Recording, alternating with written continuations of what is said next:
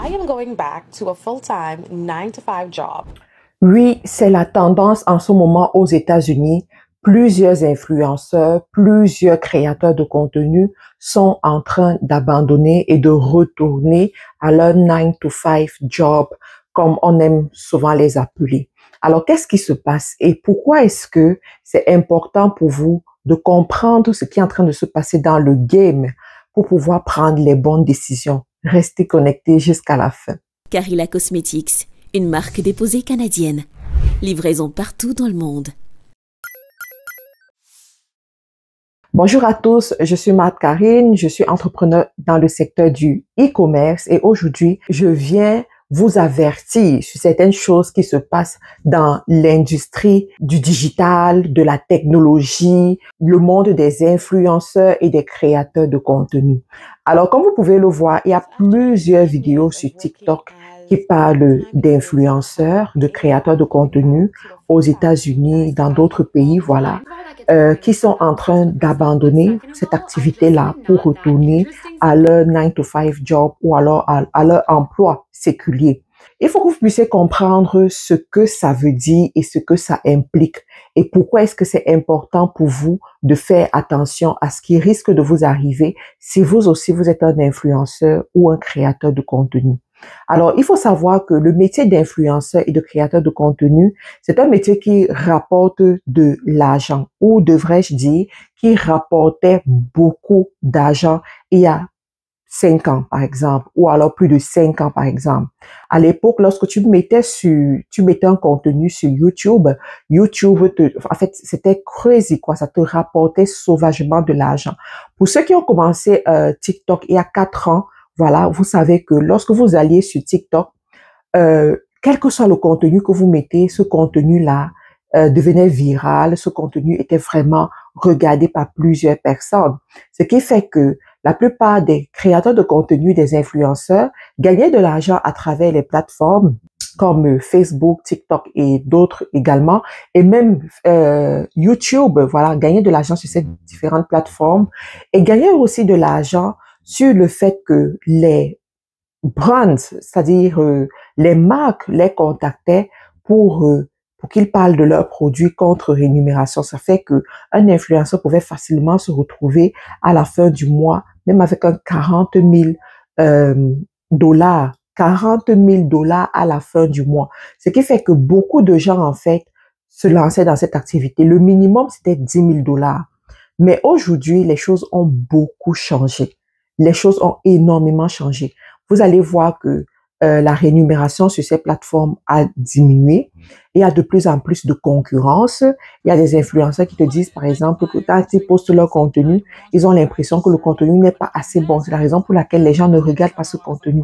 Mais vous savez que les spécialistes de YouTube, de TikTok, de Facebook vont vous dire que ton contenu n'est pas mis en avant si ton contenu n'est pas assez original. Ben, c'est quoi le contenu original?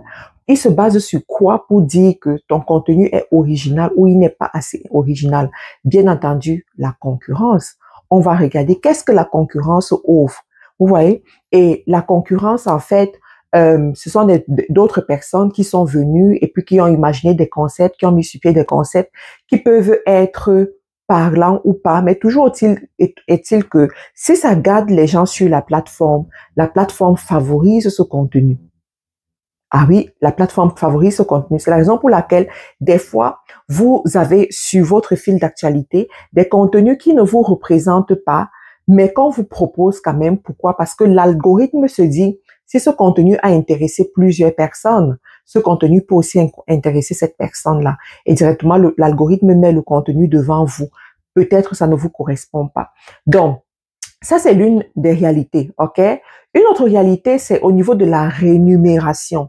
Alors, plusieurs de ces influenceurs se plaignent sur la rémunération. Les marques ne les contactent plus beaucoup parce que, bien entendu, il y a la concurrence. Avant, dans un pays, on pouvait compter 20 influenceurs. Aujourd'hui, dans un pays, on compte des milliers et des milliers d'influenceurs qui poussent et qui naissent tous les jours. Et des créateurs de contenu également.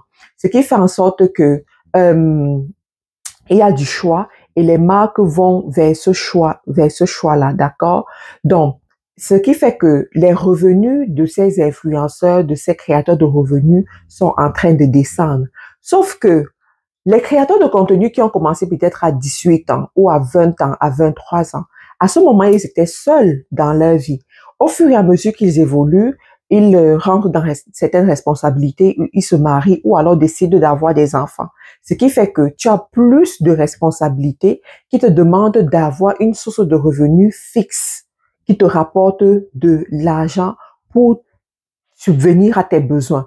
Alors, tu ne peux donc pas, en tant que personne réfléchie, te concentrer uniquement sur une source de revenus qui n'est pas assez stable, qui ne te donne pas assez d'argent. Donc, de l'autre côté aussi, les revenus baissent. Pourquoi? Parce que les règles changent.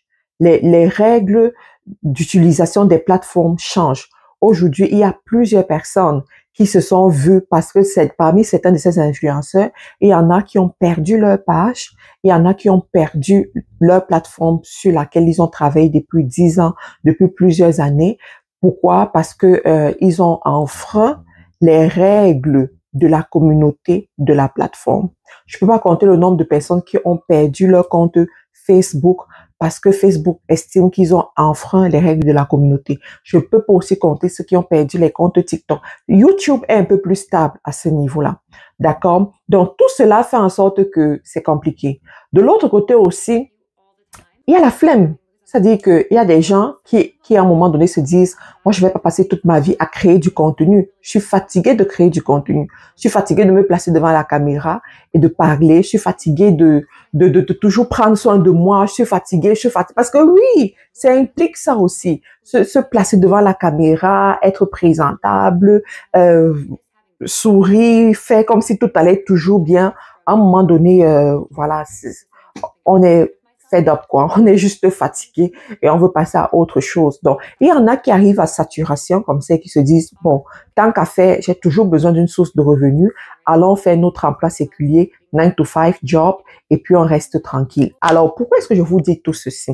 Vous de la communauté, ou bien nous de la communauté francophone. Je vous dis ceci pourquoi? Parce que ce qui se passe aux États-Unis finira par arriver en France ou bien dans la francophonie en général. Et je pense que d'après toutes les explications que j'ai données, vous aussi, vous pouvez identifier que les signes annonciateurs de cette situation sont déjà visibles dans la francophonie. Donc, vous avez des influenceurs que vous avez suivis à une certaine époque que vous ne voyez plus sur les réseaux ou alors qui ne sont plus réguliers sur les réseaux. Il y en a qui sont retournés faire un job, il y en a qui ont choisi de rester carrément à la maison et de se faire et d'être pris en charge par leur partenaire. En fait, il y a plusieurs raisons. Il y en a aussi qui ont eu des problèmes de santé mentale parce que oui, il faut savoir que beaucoup d'influenceurs et de créateurs de contenu sont sujets aux problèmes de santé mentale. De tout le temps chercher à plaire aux gens, chercher à attirer l'attention des gens, ça peut jouer sur sa santé mentale. De tout le temps se soucier de ce que les gens pensent de toi, regarder les commentaires et tout, ça peut jouer sur ta santé mentale. Donc, il y a des gens effectivement qui ont eu des problèmes de santé mentale et qui ont décidé de back up, de se mettre un peu en arrière. Alors, comme j'ai dit, je vous dis tout ceci pourquoi? Parce qu'il y a certains parmi vous qui choisissent de ne plus continuer leurs études parce qu'ils veulent être des influenceurs. Eh bien, je vous déconseille lourdement de prendre ce genre de décision. Les réseaux sociaux, tout ce qui se passe sur les réseaux, je vous parle en tant qu'une personne qui est dans le game, d'accord? Je suis pas juste une observatrice, je suis quelqu'un qui est dans le game. J'ai mon compte YouTube qui est très actif, Facebook actif également, TikTok je suis active.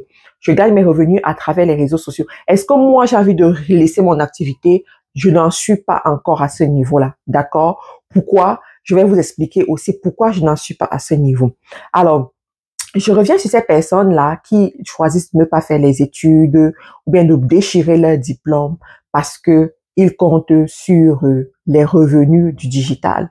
Alors, il faut bien savoir que dans la vie, on ne met jamais tous ses œufs dans le même panier. Vous avez déjà entendu dire ça. Et c'est réel, même dans la création des sources de revenus. C'est un peu bête de mettre tous tes revenus, tous tes œufs dans le même panier et de te dire que tout ira toujours comme tu imagines, tout ira toujours bien. Je pense que ce n'est pas une bonne chose à faire. Alors, ceci dit, si vous êtes jeune, si vous avez la mémoire fraîche, vous voulez faire vos études, allez-y, faites vos études et faites très bien vos études. Allez-y, avoir des nouvelles compétences, d'accord? Développez-vous. Développez-vous. Utilisez votre jeunesse pour faire des choses qui apportent un changement réel dans votre vie, d'accord? Et qui peuvent vous mettre à l'abri du besoin un jour, d'accord? La deuxième des choses pour laquelle j'attire votre attention, c'est que il y a des personnes aussi qui c'est-à-dire que qui ne sont pas engagés sur le long terme. Ça veut dire quoi? Quand ils commencent une activité, ils vont arrêter l'activité à un moment ou à un autre. Alors, et ces personnes-là décident de se lancer dans le digital et de rester uniquement dans le digital. Eh bien, sachez que juste le fait que vous n'êtes pas souvent concentré sur certaines choses peut être un frein pour vous dans ce monde du digital.